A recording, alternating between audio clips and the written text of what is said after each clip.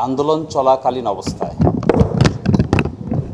১লা আগস্ট তৎকালীন ফ্যাসিবাদী সরকার জামায়াত ইসলামী, ইসলামী ছাত্র শিবির এবং তার অঙ্গ সংগঠনগুলোকে রাজনৈতিক দল এবং সংগঠন হিসেবে নিষিদ্ধ করে সন্ত্রাস দমন আইনের ১৮(১) এর ধারা অনুযায়ী প্রজ্ঞাপন জারি করে।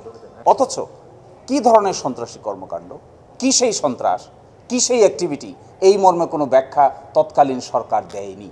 আমরা বর্তমান সরকারকে এটা বলেছি যে আপনাদের কাছে যদি কোনো নির্ভরযোগ্য তথ্য থাকে, কোনো সুনির্দিষ্ট তথ্য থাকে, তাও আপনারা আমাদের দেখাতে পারেন। বস্তুত অর্থে এটি একটি কথার কথা, শুধুমাত্র একটি গণ অভ্যুত্থানের কর্মকাণ্ডকে ভিন্ন দিকে প্রবাহিত করার জন্যই এই ধরনের পদক্ষেপ নেওয়া হয়েছিল বলে আমরা মনে করি, এবং বর্তমান সরকার প্রশাসন সবাই এই কথা মনে করে। ৫ তারিখে তৎকালীন সরকারের পতন হয় এবং জামায়াত ইসলামীর নেতৃবৃন্দকে সেনাপ্রধানসহ মহামান্য রাষ্ট্রপতির দপ্তরে আনুষ্ঠানিকভাবে আমন্ত্রণ জানানো হয়। পরবর্তীতে উপদেষ্টা পরিষদ গঠন করার ক্ষেত্রেও জামায়াত ইসলামী গুরুত্বপূর্ণ তাৎপর্যপূর্ণ ভূমিকা পালন করে।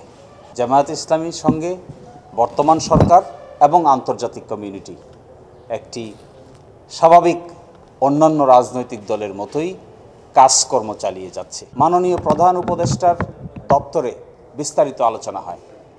বিস্তারিত আলোচনা হওয়ার সাপেক্ষে আইনজীবীকে দায়িত্ব দেওয়া হয়। যেহেতু এখানে একটা আইনি বিষয় জড়িত আছে, জামাত নিযুক্ত আইনজীবীরা সংশ্লিষ্ট সরকারের দপ্তরসমূহে উচ্চপদস্থ কর্মকর্তা এবং সরকারের উপদেষ্টাদের সঙ্গে সিরিজ অফ আলোচনা চালিয়ে যান। এক পর্যায়ে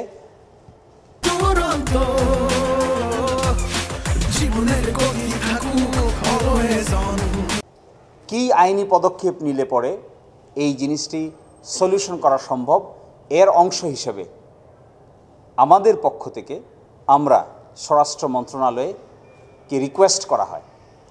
এই রিকোয়েস্টের অংশ হিসেবে তারা আমাদেরকে জানিয়েছেন সকল প্রশাসনিক কর্মকাণ্ড সম্পন্ন হয়েছে। আজকে সরকারি ছুটির দিন। তাদের দেওয়া তথ্য অনুযায়ী আমরা আশা করছি দ্রুততম সময়ের মধ্যে, এমনকি আগামীকালকের মধ্যেই এই নিষিদ্ধের আদেশটি প্রত্যাহার হবে বলে আমাদের তথ্যমতো কনফার্ম করেছেন।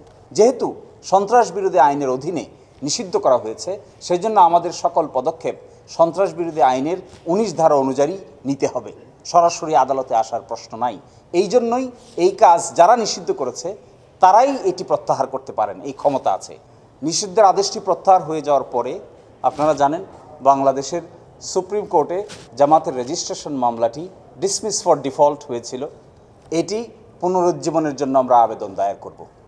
বিদ্যমান বর্তমান পরিস্থিতিতে ন্যায় বিচারের স্বার্থে বাংলাদেশের সুপ্রিম কোর্ট ন্যায় এবং নীতির পক্ষে অবলম্বন করবেন এবং বাংলাদেশ জামাত ইসলামীর রেজিস্ট্রেশন প্রক্রিয়ায় আইনগতভাবে ফিরিয়ে দেবেন, এটি আমাদের প্রত্যাশা। যেহেতু রেজিস্ট্রেশন মামলার আগে তার প্রতিজ্ঞা ছিল, আপিল বিভাগ যদি পজিটিভভাবে এই মামলা নিষ্পত্তি করেন তাহলে অতীতের প্রতীকেই তারা ফিরে পাবে, এটিই আইনগত বিধান হবে। সুপ্রিম কোর্টের ফুল কোর্ট একটি প্রশাসনিক বডি, এটি কোনো বিচারিক কার্যকারণের ক্ষমতা তাদের নেই।